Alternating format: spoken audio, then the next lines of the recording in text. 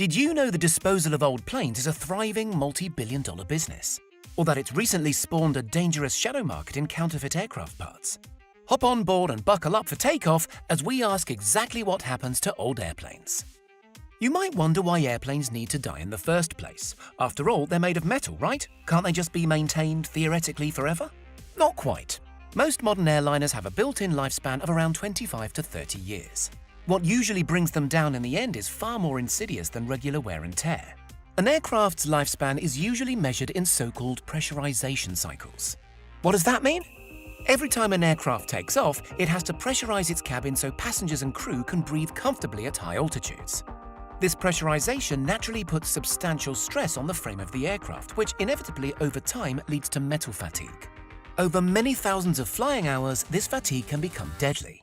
In 1988, a flight attendant named Clarabelle Lansing tragically lost her life when an aging Aloha Airlines Boeing 737 suffered explosive mid-air decompression. Boeing 747s are rated for 35,000 pressurization cycles, which typically works out at around 150,000 flight hours. Interestingly, nippy short-haul planes age faster than bigger long-haul jets for this very reason. Short-haulers necessarily pressurize and depressurize multiple times a day, which accelerates their decline. Carriers, especially the big famous passenger airlines, don't want to wait until metal fatigue becomes problematic. So halfway through a plane's rated lifespan, a thorough assessment is made as to whether it's worth more in parts than as a working airliner. Often, a newer, more fuel-efficient model has become available that makes more sense for the airline to trade in for. It's certainly not unheard of for jets approaching the autumn of their lives to move on to exciting new things. They might be sold on to countries with less stringent regulations and run into the ground, metaphorically at least.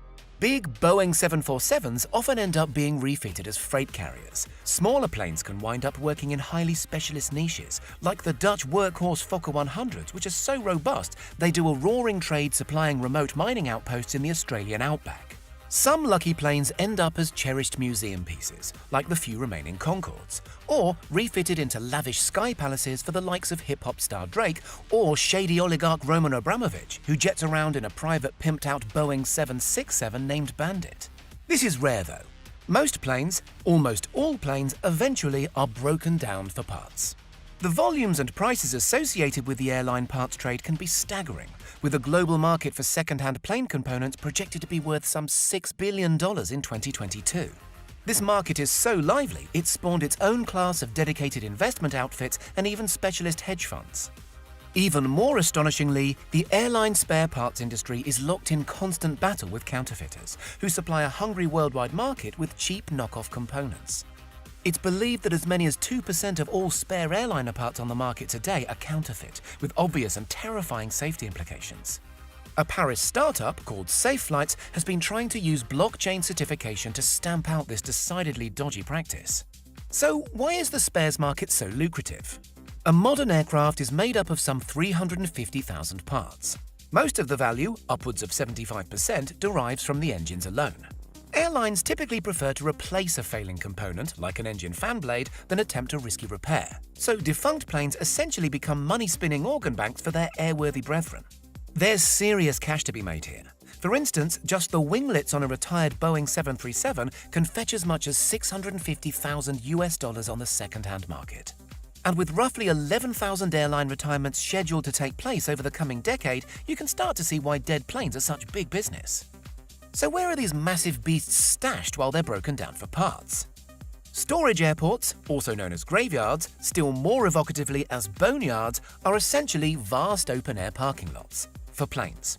The biggest are in the southwestern United States, where an arid local climate and bountiful cheap land helps stave off rusting and decay on these extremely valuable assets.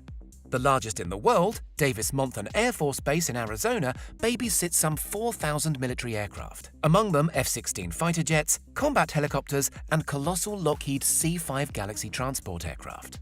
As for civilian planes, Mojave Air and Spaceport is the proverbial daddy, with 1,000 or so dormant aircraft shimmering silently in the desert haze. On arrival at these facilities, planes are cleaned to remove any salt that could lead to corrosion. Fuel tanks are typically drained and flushed with lubricant, and the tires dressed up in a thick film of specialist mylar to stave off deterioration in the merciless heat. When the last valuable component has been stripped out and sold to the highest bidder, whatever remains is sold on for scrap. The fuselage of a Boeing 747 is said to be worth about $43,000 scrap value, and the boneyards are incentivized to move quickly at this stage. This is because the moment an airliner is decommissioned, it's considered industrial waste and subject to local environmental statutes. This partly explains why European boneyards, like at Kemble in the UK or Tarbes in France, are so much smaller than their US counterparts. For one thing, Europe's climate is more unforgiving, as is its regulatory framework. Still, there are some more imaginative uses for old planes that entrepreneurial types come up with from time to time. For instance, a New York architecture studio called Low-Tech has proposed buying up 200 cheap Boeing 727 and 737 fuselages and turning them into a library in Mexico. That's not actually built yet, but plenty of airframes enjoy fulfilling second life. Take this upcycled 747 plonked at a parking lot beside Sweden's Arlanda airport. It's a smart hotel with 25 rooms and a plush honeymoon suite up in the cockpit. There's also a budget hostel, stashed backpacker style in the economy cabin. This kindergarten in Rustavi, Georgia, was repurposed from a retired Yakovlev 42 aircraft. In Zurich, a Soviet-era Ilyushin IL-14 has been transformed into an upscale restaurant, while this decommissioned Douglas DC-3 in Taupo, New Zealand, serves as an outlet of fast food giant McDonald's. We're loving it. Internal plane components, such as drinks trolleys, have been upcycled by aspirational German design firm Skypack into snazzy closets. California-based Moto Art Studio remakes bigger aircraft components like engine housings or segments of fuselage into upscale office furniture, with a blue-chip client list including Microsoft and, aptly enough, Boeing. Perhaps the strangest second life for any recycled plane is this former Malaysia Airlines 747, which was deliberately sunk off the coast of Bahrain and transformed into an artificial reef and one-off scuba diving destination. Such imaginative reuse is to be encouraged, so long as it's done sensitively. The boneyards of the world are rapidly filling up with unwanted 747s, a trend set to accelerate with the ravages of the COVID-19 pandemic on the travel industry. Eco-conscious aviation industry body AFRA, the Aircraft Fleet Recycling Association, reckons 70% of aircraft parts are recyclable today. It plans to get this figure up to 95%, with promised improvements in technology and responsible disposal practices. Well, anything's better than just winging it. What do you think? Can you come up with a better use for the thousands of aircraft currently sitting idle in the boneyards of the world? Let us know in the comments, and don't forget to subscribe for more plain-speaking tech content.